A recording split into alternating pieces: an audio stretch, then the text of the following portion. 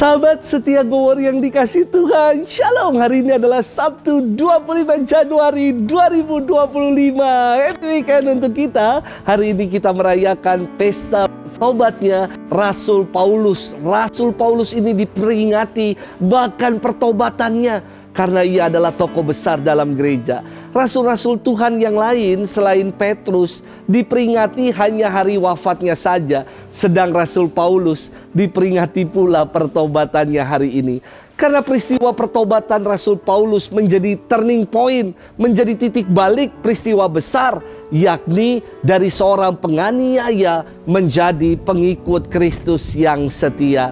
Paulus lahir di Tarsus di tanah Kilikia, sekarang dikenal sebagai Turki. Paulus atau Saulus dalam bahasa Ibrani adalah seorang Farisi penggiat hukum Taurat dan menjadi murid dari seorang guru Farisi ternama bernama Gamaliel yang terkemuka di Yerusalem. Banyak orang membedakan nama Paulus sebelum menjadi pengikut Kristus dengan Saulus yang menjadi namanya ketika ia belum bertobat. Namun padahal namanya Paulus atau Saulus adalah nama yang sama namun dalam dialek yang berbeda. Seperti nama saya, ada yang orang menyebutnya dengan sebutan Laki, ada yang disebutnya dengan Luki. Sama saja menunjuk pada pribadi yang sama. Paulus adalah seorang Yahudi dari suku Benyamin yang berkebudayaan Yunani dan berkewarganegaraan Romawi. Inilah yang membuat Paulus leluasa bisa masuk lintas budaya ketika ia memberitakan Injil. Dalam perjalanannya menuju ke Damaskus atau ke Damsyik, ia jatuh rebah di tanah karena suatu sinar yang terang. Dan ia mendengar suara, "Saulus, Saulus, mengapa engkau menganiaya aku?" Lalu Saulus berkata, "Siapakah engkau Tuhan?" Jawab suara itu, "Akulah Yesus yang kau aniaya." Inilah pengalaman titik balik pertobatan Santo Paulus. Ia diubah dari pengejar-ngejar pengikut Kristus menjadi pengajar dan rasul bangsa-bangsa. Hari ini kita akan merenungkan firman Tuhan yang diambil dari Injil Markus 16 ayat 15 sampai dengan 18. Kita siapkan hati kita. Haleluya, haleluya, haleluya. Bukan kamu yang memilih aku, tetapi akulah yang memilih kamu. Aku telah menetapkan kamu supaya pergi dan menghasilkan buah, dan buahmu itu tetap. Haleluya, haleluya, haleluya. Tuhan bersamamu dan bersama rohmu. Inilah Injil suci menurut Markus. Dimuliakanlah Tuhan.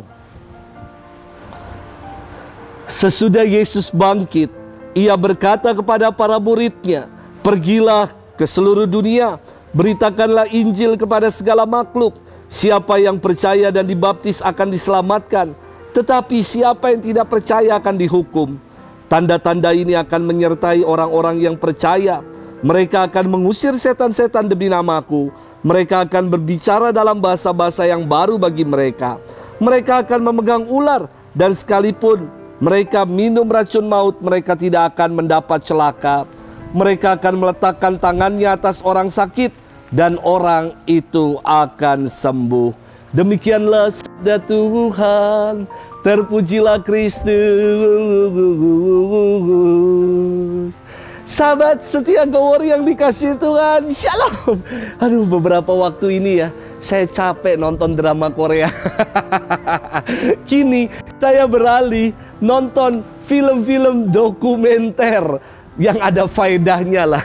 Suatu hari saya nonton film berjudul Paul Apostle of Christ. Ini kisahnya istimewa sekali. Film ini dirilis pada tahun 2018. Mengisahkan tentang jemaat di Roma yang menderita akibat kekejian Kaisar Nero. Rasul Paulus dipenjara dan jemaat di Roma mengalami krisis iman. Pergumulan jemaat di Roma semakin pelik manakala ada seorang anak bernama Tarquin yang menjadi messengers, pembawa berita, ditangkap dan dibunuh oleh para tentara Romawi. Maka para pemuda marah dan mereka mau membalas dendam kepada pemerintahan Kaisar Nero. Orang-orang muda ini membobol masuk penjara dan hendak membebaskan Paulus. Namun Paulus berkata kepada orang-orang muda itu, Kristus telah menang atas semua musuhnya. Oleh karena salib, katamu kamu datang atas namanya, tetapi jelas kamu tidak mengenalnya. Wah, dalam sekali apa yang dinyatakan oleh Paulus ini. Sahabat setia Gower yang dikasihi Tuhan, firman Tuhan hari ini merupakan fase akhir dari kisah penampakan Yesus sesudah kebangkitannya. Sebelum ia naik ke surga, ia memberikan amanat agung perutusan kepada para murid untuk pergi ke seluruh dunia dan memberitakan Injil kepada segala makhluk. Perutusan ini diberikan kepada para murid dengan bekal tanda-tanda yang menyertai, yakni mereka akan mengusir setan, bicara dalam bahasa baru, meletakkan tangan atas orang sakit, dan seterusnya. Perutusan ini juga yang diupayakan dan diperjuangkan oleh Rasul Paulus. Ia menjadi rasul bangsa-bangsa tanpa kenal lelah.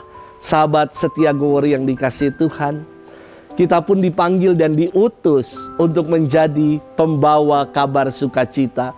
Sebagai pembawa kabar sukacita, maka kita harus mengalami sukacita Tuhan dalam hidup. Jangan lagi dalam kehidupan ini muka kita seperti muka di pas foto yang cuman Tapi mari tampilkanlah wajah-wajah yang bersukacita seperti kita lagi foto-foto selfie. Semoga pembawa kabar sukacita selalu menjadi sukacita dimanapun kita berada, di tengah keluarga, dalam masyarakat, di lingkungan gereja, dimanapun. Selamat bermenung. Tuhan memberkati kita selalu, Bapa dan Putra dan Roh Kudus. Amin.